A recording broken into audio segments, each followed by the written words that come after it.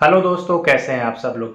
तो दोस्तों यहाँ पर एक बार मैं आप सभी के लिए फिर से नई वीडियो लेकर के आया हूँ। तो आज मैं कवर करने वाला हूँ बेली फैट मिथ्स, जो कि बहुत ही कॉमन है और बहुत ही ज़रूरी चीज़ है इसको कवर करना। ठीक है, मतलब ये ऐसी चीज़ें हैं जो कि काफ़ी सारे लोगों के साथ होती है और काफ़ी सारे लोग कर भी रहे होते हैं। मतलब ये ऐसी अफवाह फैल जाती है कि बेली फैट इस तरह से रिड्यूस होगा, मतलब ये करने से बेली फैट रिड्यूस हो जाएगा। आप रोज एक्सरसाइज करें या रोज कुछ ऐसा खाएं जिससे बेली फैट रिड्यूस हो जाएगा। तो आज इन्हीं सब चीज़ों को कवर करते हुए मैंने ये वीडियो बनाई है और मैं आपको बताऊंगा कि कौन से ऐसे कुछ मिथ हैं, आप उनको हटाइए, उनको फॉलो मत करिए। ठीक है, इस वहम में मत रहिए कि ये सब चीज़ें करेंगे तो आपका बेली फैट कम हो जाएगा।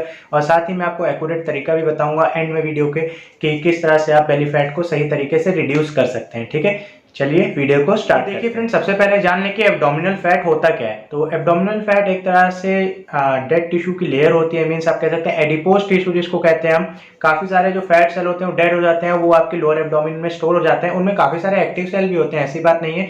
तो ज्यादातर जो डेड सेल होते हैं उनकी कैपेसिटी ज्यादा होती है उस एरिया में, जिसको हम एडिपोज टिश्यू कहते हैं। मतलब जो डेड सेल होते हैं इनका कुछ काम नहीं होता है, एज अ एनर्जी के रूप में वो वहां पे स्टोर हो जाते हैं। मतलब बहुत सारी एनर्जी मिलकर के वहां पे एक्स्ट्रा के रूप में स्टोर हो जाते हैं। ठीक है, सिंपल।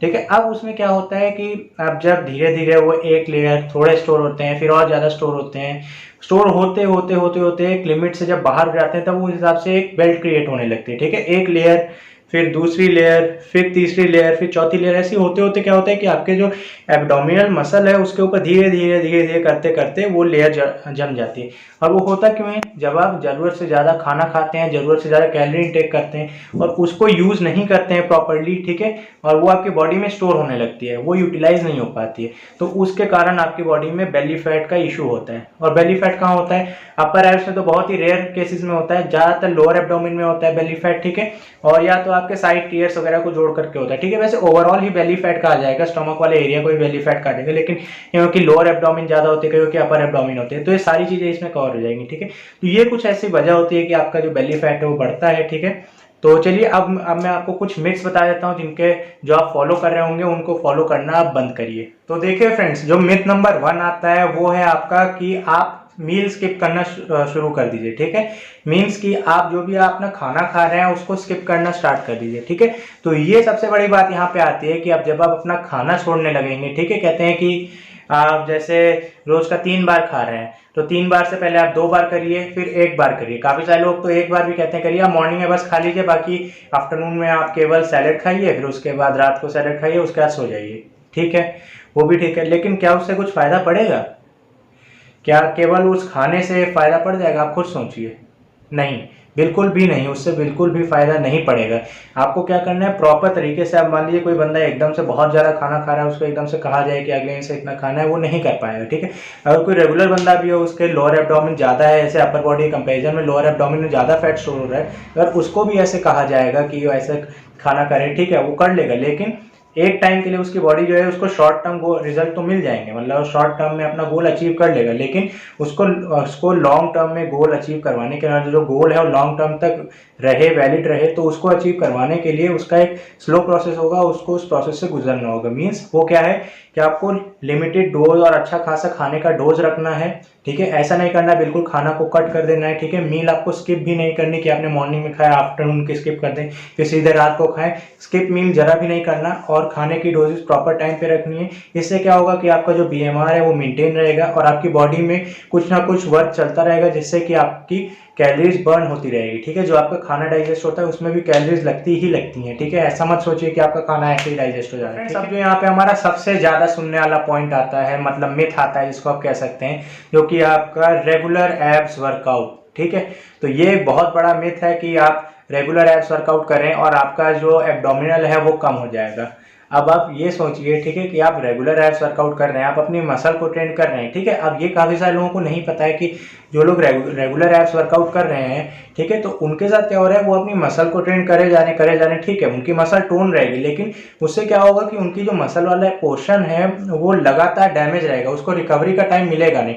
अब एब्स वर्कआउट वो लोग ऐसे भी नहीं करते कि 5 मिनट 10 मिनट करके छोड़ दें, नहीं, वो आधा आधा एक एक घंटा एब्स वर्कआउट करते हैं। होम बेस ही होता है, जो लोग जिम नहीं जा पाते हैं वो लोग होम बेस में आधा आधा घंटा एक एक घंटा एब्स वर्कआउट करते हैं। ठीक है, तो यहाँ पे अगर आप करते हैं तो मसल आपकी डैमेज रहती है। ठीक है, आप अच्छी खासी डाइट ले रहे हैं, ये भी ठीक है, लेकिन आपको आपको मसल को रिकवर होने के लिए टाइम भी देना है कि आपकी मसल बिल्ड हो, ठीक है। यहाँ पे तो आप मसल बिल्डिंग का काम कर रहे हैं, ठीक है। और यहाँ पे बात कहाँ से है कि बेली फैट लूज करने की। आप खुद सोचिए, अगर आप एब्स वर्कआउट करें तो इससे बेली फैट कम होगा?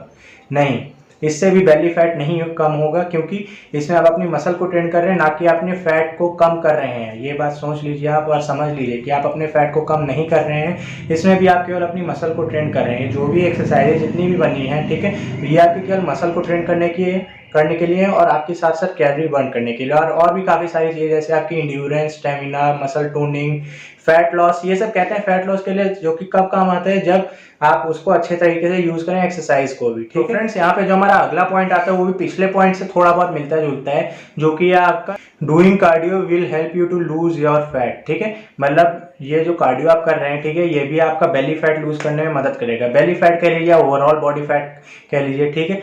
तो ये बात सही है, इसमें कोई दिक्कत नहीं है, ठीक है। अब इसमें आधी आप बात अगर आपने कहीं से सुनी कि कार्डियो करने से फैट बर्न होगा, मैंने काफ़ी सारे लोगों को देखा है कि वो केवल रनिंग करते हैं और जो भी करते हैं कार्डियो वगैरह जो वेट ट्रेनिंग में करते हैं तो उसमें भी ज़्यादा रेपिटेशन करते हैं, ठीक है।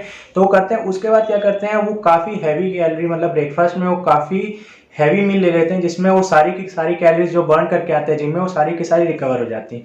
तो ये बात गलत है। आप खुद सोचिए, आप इतनी एनर्जी लगा रहे हैं, ठीक है, जिम में लगा रहे हैं, इतना टाइम लगा रहे हैं, और आप जो भी चीज़ कर रहे हैं उसके बाद जब आप इतनी सारी कैलोरीज लोड कर ले रहे हैं तो आपकी सारी की सारी मेहनत तो बेकार हो गई। तो यहाँ पे ये मिथ आता है कि आप जो भी कार्डियो बर्न कर रहे हैं, ठीक है, रेगुलर कार्डियो कर रहे हैं, तो केवल कार्डियो से ही आपकी मसल जो फैट है वो बर्न नहीं होगा। साथ साथ आप वेट ट्रेनिंग भी करें और साथ साथ मील भी आप प्रॉपर्ली लें। जो भी आप खाना खा रहे हैं वो अच्छे तरीके से खाएं, उसमें कोई भी चीटिंग ना करें। जैसे कि आप खाना लोड करें, चाहे अच्छा खाना हो कोई बात नहीं, आपने हेल्दी मील ले रहे हैं, अगर आपने कैलोरीज की जो लिमिट है आपको पर मील के हिसाब से लेनी है, जैसे आप लिमिटेड कैलोरीज आपको लेना होता है जब आप फैट लॉस कर रहे होते हैं, ठीक है, तो उस हिसाब से आपने ज़्यादा कैलोरीज लोड करी ओवरऑल डे में भी, तो आपका नुकसान कर जाएगा, ठीक है। तो उसमें आपको कार्डियो से भी कुछ फायदा नहीं होगा। आप सोचोगे अगर मैं कार्डियो करूं तो उससे मेरा फैट लॉस हो जाएगा, नहीं, ऐसा बिल्कुल भी नहीं। तो फ्रेंड्स, यहाँ पे तो मैंने आपको बहुत ही कॉमन जो आपके मिथ होते हैं वो मैंने बताया। ऐसे बहुत सारे कॉमन मिथ और भी होते हैं, यही नहीं है। ये जो मैंने सुने हैं वो मैंने बताया, मैंने और भी सुने हैं, बता सकता, लेकिन वीडियो ज़्यादा बड़ी हो जाती। तो आप जल्दी से जान लेते हैं कि सही तरीका क्या है बेली फैट कम करने का, ठीक है। मैं ज़्यादा टाइम नहीं लूँगा, मैं आपको जल्दी बता देता हूँ, ठीक है। जो भी आपने इनको करा, इससे आपको आइडिया लग जाएगा कि आप जैसे ही सबसे पहले तो इन चीज़ों को आप अवॉइड कर दीजिए। जो भी आपके मन में मिथ है कि ये सारी चीज़ें ऐसा करने से आपका बेली फैट कम हो जाएगा, इसको आप कम करिए। कि जैसे मैंने आपको बताया कि एब्स वर्कआउट, ठीक है, एब्स वर्कआउट करना है तो उसमें क्या करना है, आपको ऑल्टरनेट डेज में करिए, ठीक है। आपकी बॉडी को प्रॉपर रेस्ट भी मिल जाएगा। जैसा कि अभी ऑल ओवर, जैसे कि आप घर पे रहते हैं, लॉकडाउन है, उसकी वजह से अगर आप घर पे वर्कआउट कर रहे हैं और आप चाहते हैं कि आपका एब्डोमिनल कम हो जाए, ठीक है, आप प्रॉपर डाइट लीजिए और एक दिन छोड़ के एक दिन करिए, एक दिन कोई बॉडी पार्ट करिए, फिर उसके दिन अगले दिन कार्डियो करिए, फिर बॉडी पार्ट, फिर कार्डियो। नहीं तो अगर कुछ ज़्यादा इंटेंस आप एब वर्कआउट करते हैं तो उसके लिए आप 2 दिन का रेस्ट ले लीजिए, फिर 2 दिन बाद आप रिपीट करिए। और कार्डियो को ज़्यादा ओवरडोज भी मत करिए कि बॉडी इतनी हैबिचुअल हो जाए कि वो रिजल्ट देना बंद कर दे, ठीक है। तो फ्रेंड्स, ये थी मेरी एक ओवरऑल मिथ वीडियो, बहुत ही कॉमन मिथ्स है जो कि मैंने कवर कर दिए, ठीक है। तो मुझे उम्मीद है आपको मेरी वीडियो पसंद आई होगी। अगर आपको मेरी वीडियो पसंद आई हो तो प्लीज़ लाइक करें और मेरे चैनल को सब्सक्राइब जरूर करें, ताकि मैं आपके लिए और भी ऐसी वीडियोस लाता रहूं। Thank you.